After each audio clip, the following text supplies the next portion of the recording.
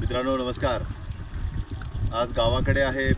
आपण म्हणजे लाईटवरून तुमच्या लक्षात येत असेल की आभाळ सगळीकडे आलेलं आहे आणि आमच्या तरी भागामध्ये कमीत कमी बऱ्यापैकी पाऊस झाला. जून जुलैमध्ये पाऊस कमी होता, पण त्याच्यानंतर पावसाचं जे प्रमाण आहे ते आमच्याकडे वाढलेलं आहे.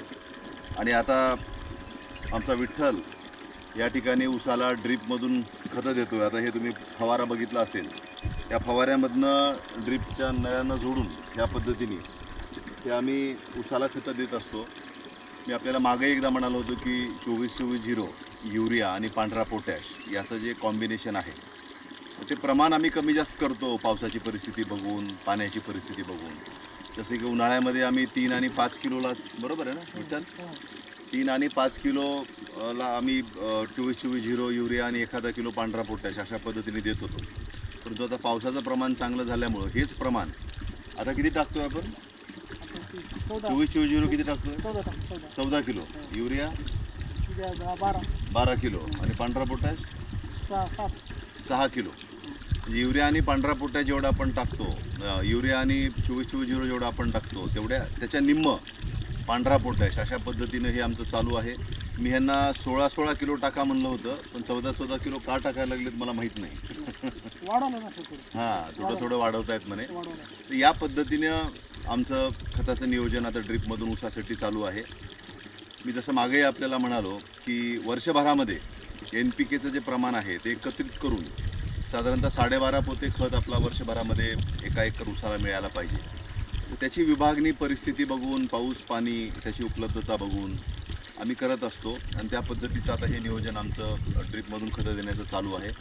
खूप चांगला पाऊस झाला आहे. सरीमध्ये कुठं कुठं पाणी पण साचलं आहे, अशा पद्धतीची परिस्थिती आहे. सुजित जरा कॅमेरा फिरून ऊसाची परिस्थिती दाखव.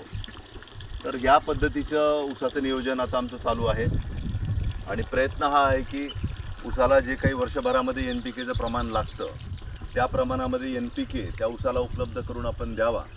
आणि जसजसं आता पावसाळ्याच्या दिवसामध्ये पाऊस उघाड देईल तसं खतं देण्याचा आमचा प्रयत्न राहील. आणि ऊसाच्या 10व्या महिन्यापर्यंत, ऊसाचं वय वर्ष 10 महिने, बरं का, 10व्या महिन्यापर्यंत आपण खत देऊ शकतो. आणि हे खत तेच शेतकरी 10व्या महिन्यापर्यंत देऊ शकतात ज्यांची ऊसाची शेती ड्रीपवरती आहे. बरोबर आहे विठ्ठल? ड्रीपचं एवढं महत्त्व आहे. नाहीतर आपण सहसा काय करतो, जेव्हा आपण मोठी भरणी मिरगाच्या आधी ऊसाला करतो त्या मोठ्या भरणीमध्येच आपण एक बेसल डोस टाकून देतो आणि त्याच्यावरतीच आपण ऊस शेवटपर्यंत कडेला काढतो. परंतु ज्यांच्या म्हणून शेतामध्ये ऊस उपलब्ध आहे, ड्रीप उपलब्ध आहे, ते शेतकरी त्या ड्रीपच्या माध्यमातून 10व्या महिन्यापर्यंत ऊसाला खताचा पुरवठा करू शकतात आणि त्याचा चांगला फायदा ऊसाला होऊ शकतो. आता हे झाल्याच्या नंतर आम्ही एक 2 फवारणीचं सुद्धा नियोजन केलेलं आहे. VSIचे जे वसंत ऊर्जा आहे, मल्टी मायक्रो न्यूट्रंट आहे, 13-43-13 आहे आणि 19-19-19 आहे. याचे 2 डोस आम्ही आता फवारणीच्या माध्यमातून पण या ऊसाला खताचे देणार आहोत. आणि आपण बघितलं असेल तर आता ऊस एवढा मोठा झाला आहे की ह्या ऊसाला आणि मध्ये पाणी असल्यामुळे मध्ये फिरून फवाऱ्याने खत देणं हे शक्य होणार नाही. आणि ऊसाची उंचीसुद्धा भरपूर वाढल्यामुळं तसंसुद्धा फवाऱ्याने कितपत खत देणं शक्य होईल आम्हाला माहीत नाही. परंतु पालमला आमचे एक पौळ म्हणून सहकारी आहेत, त्यांच्याकडे ड्रोननी फवारणी करण्याची व्यवस्था आहे. त्यांना मी सांगितलं आहे की तुम्ही येऊन आमच्याकडं 2 ड्रोननी फवारण्या करून जा म्हणून. शेतीला आधुनिकतेची जोड आपण दिली पाहिजे. अडचण आहे, ऊस आता वाढला आहे, कसं खत द्यायचं, कशी फवारणी करायची, काय विठ्ठला, असं अडचणीत न अडकता त्याच्यावरती उत्तर आपण शोधली पाहिजेत. तंत्रज्ञान विकसित झालं आहे, त्याची जोड आपण शेतीला आधुनिक तंत्रज्ञानाची दिली पाहिजे आणि तीच जोड देण्याचा प्रयत्न आमच्या ड्रोन वाटे जे आम्ही फवारणी करणार आहोत त्याच्याने होईल. खर्च होईल, ड्रोनचं भाडं आमचं जाईल, परंतु खर्च होईल याच्याकडे बघत बसण्यापेक्षा तो खर्च किती सत्कारणी लागेल, त्याचा ऊसाला किती फायदा होईल याचा विचार शेतकऱ्यांनी करायला शिकलं पाहिजे. खर्च तर होतोच, जगामध्ये काहीच फुकट नाही. आपण जो श्वास घेतो ना, तो श्वाससुद्धा फुकट नाही, त्यालासुद्धा काही ना काहीतरी खर्च होतो. आपली ऊर्जा तरी कवायना खर्च होते, ते आपण लक्षात घ्या. त्यामुळे खर्च हा होतच असतो आणि केलाही पाहिजे. काळजीही घेतली पाहिजे की तो होणारा खर्च हा सत्कारणी लागला पाहिजे, तो पिकाच्या उपयोगी पडला पाहिजे. आणि आम्ही ज्या ड्रोननी 2 फवारण्या करणार आहोत त्या फवारण्या निश्चित आम्हाला उपयोगी पडतील आणि आमच्या ऊसाला त्या खतांचा खूप मोठ्या प्रमाणामध्ये फायदा होईल. इथं जरा क्लोजअप घेऊन दाखव. ही जी टाकी आहे, या टाकीमध्ये या पद्धतीने आम्ही खत मिसळतो. पुढे घेऊन दाखव. आणि मग आमचा विठ्ठल त्या खताला हलवून एकत्रित एकजीव करतो आणि ते एकजीव झालेला खत मग एकजीव झालेलं खत हे जे तुम्हाला जो आमचा चार्जिंगचा फवारा आहे बरोबर आहे विठ्ठल, त्या चार्जिंगच्या फवाऱ्यातनं आम्ही उसाला देतो. जोडाजोडी करणार आहेस का आता? कर बेटा. तुम्ही पाहू शकता कशा पद्धतीने आता हा विठ्ठल आमचा जोडणार आहे. ही मुख्य पाईपलाईनपासून आलेली ही पाण्याची नळी आहे. याला या फवाऱ्याच्या नळीला विठ्ठलनी जोडलं आहे, तुम्ही बघू शकता. आणि आता खत विठ्ठल त्या फवाऱ्याच्यामध्ये टाकतोय.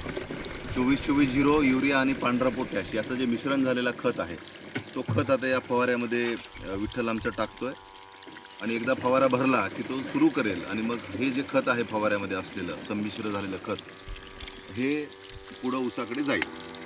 आता हा फवारा विठ्ठलने सुरू केला आहे आणि आता हे खत ऊसाकडे चालतं.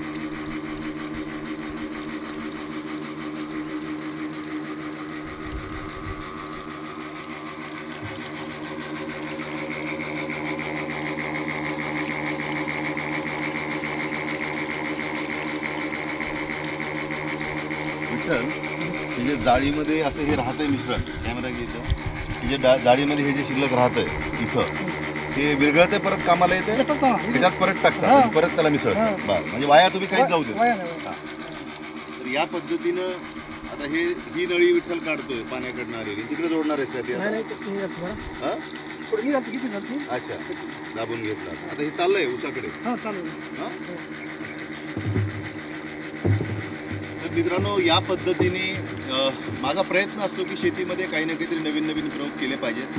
की 24-24-0 युरिया आणि पांढरा पोटॅश जे मिश्रण करून टाकण्याचा निर्णय झाला तो सांगलीचे पृथ्वीराज देशमुख म्हणून शेतकरी होते, त्यांचा व्हिडिओ मी यूट्यूबमध्ये पाहिला होता. मी तज्ज्ञांचं तर ऐकतोच, परंतु जे प्रयोगशील शेतकरी आहेत आणि ज्यांचे प्रयोग शेतीमध्ये यशस्वी झालेले आहेत अशा सुद्धा शेतकऱ्यांचे विविध व्हिडिओ मी यानं त्या माध्यमातून पाहतो. ते काय करतात ते समजून घेतो, त्यांना फोनवरती बोलतो, त्यांच्याकडनंही समजून घेतो प्रत्यक्ष की नेमकं तुम्ही कशा पद्धतीने काय करताय.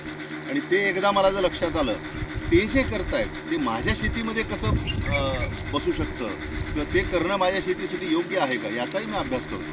पण तुम्हालाही मी सांगू इच्छितो, सगळ्यांचं ऐका, अगदी आत्ता मी जे सांगतो तेही माझंही ऐका, परंतु ते तुमच्या शेतीमध्ये योग्य आहे का, त्याला तुम्ही तुमच्या शेतीसाठी लागू केलं पाहिजे का याचाही विचार करा.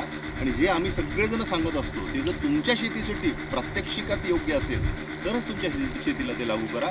उगीच कोणीतरी सांगतंय म्हणून काहीतरी आपल्याही शेतीमध्ये करत बसायचं असले प्रयोग करू नका. त्याच्याने शेतीचं नुकसान होतं, शेतकऱ्याचं नुकसान होतं आणि मग शेतकरी म्हणतो काही नसते हो, काही सांगतात लोक, उगं मी करायला गेलो मला अंगलट आलं. अशी वेळ येऊ देऊ नका.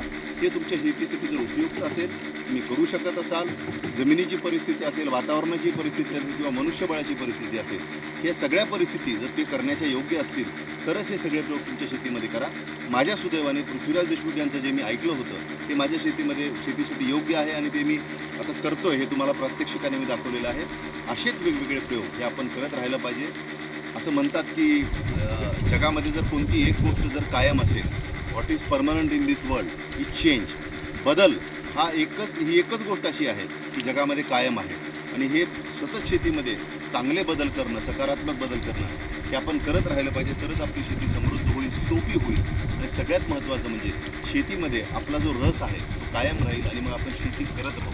कारण जी शेती आपल्या खिशाला समृद्ध करते त्या शेतीमध्ये आपला रस राहतो. जो वरचीवर नुकसान होत राहिलं तर त्याच्यामध्ये प्रगती नाही होत राहिली तर आपलाही शेतीबद्दल निरस होतो आणि मग आपण शेतीबद्दल दूर जायला चालू करतो. माझा प्रयत्न आहे की जास्तीत जास्त शेतकऱ्यांचा रस हा शेतीमध्ये कायम राहावा, तो वाढत राहावा आणि जास्तीत जास्त लोकांनी शेतीकडे वळावं, शेती करावी. आणि त्यासाठी जे म्हणून काही तुम्हाला सांगणं माझ्या प्रत्यक्ष प्रयोगातलं शक्य आहे ते मी शेतकरी म्हणून सांगण्याचा तुम्हाला प्रयत्न